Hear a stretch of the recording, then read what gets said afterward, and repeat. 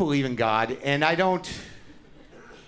It's not because I'm not an atheist. I don't call myself an atheist. I just don't give a shit, really. Is that okay? I mean, I think it's a pretty enviable position to be in because it pisses people off more than atheists. Because, like, if someone goes, "Do you believe in God?" And you're like, "Nah, I don't give a fuck." They're like, "Well, what does that even mean? Pick a side. What the fuck?" Atheists are annoying. They're annoying, and I don't like. I think they just like to. They're control freaks who like to argue. They like to win. They're buzzkill poetry assassins. I don't understand. What it is they're after exactly. And now they think they're the minority voice. They're like, come on, we're the minority voice. We have to have our point of view too. And why isn't our voice out there? Because it's shrill and annoying and no one really wants to hear it. But that's really the only reason. And we understand your point. It's just when you talk about it, we just hate you. And I certainly wouldn't want to have lunch with an atheist because I know where that goes within 10 minutes. I'd be just screaming like, all right, you're right. Shut up.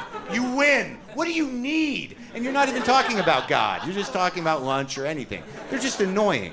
Now, my bigger question about atheists is that, has there ever been a moment where they've actually talked a believer out of their God? And what does that moment look like? If that is their agenda, what does that moment look like, given the atheists that perhaps you know? Seriously, all right, I've created an analogy. I picture it going like this. There's some dude just walking down the street. Things have been hard for him. And he's probably thinking like, things aren't going well. But, I got God in my heart, and that makes me feel better.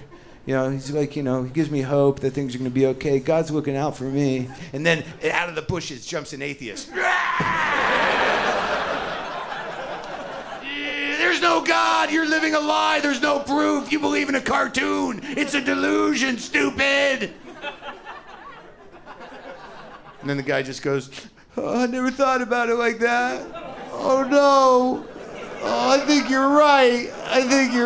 There's no God. Everything's just bad. It's just bad. What does an atheist do at that moment? Boom! Who wins? Yeah! Oh, I won. I'm going to go tell my shitty friends.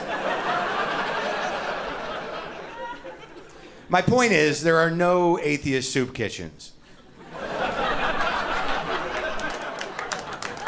So just shut up. And if there were an atheist soup kitchen, no homeless people would go there. They'd be like, no, they're depressing and annoying. The food's better, but it ain't worth it, man. Let's just go over to where the sisters are and fucking have a warm meal. Vegans, too. Like, look, I get it. I understand you have an ideological eating disorder. I don't want to have lunch with you either, because I know how that goes. 15 minutes in that lunch, I'm going to be like, all right, I'm not going to eat it. Are you happy? We didn't save a pig, we wasted one. I know they're smart. I get it. Okay, look, you know what? Why don't you go to where the smart pigs are and lead a smart pig revolution? If you showed up and just converged on a town with a bunch of smart pigs, if you could find talking pigs, all the more awesome. All right? If you did that, I would never eat meat again, and I think it would be hilarious. An atheist vegan, that would be horrendous. Right? I would rather spend an hour with a reasonable Christian on a mission than spend any time at all with an atheist vegan. Because I know what I'm getting into with a reasonable Christian on a mission.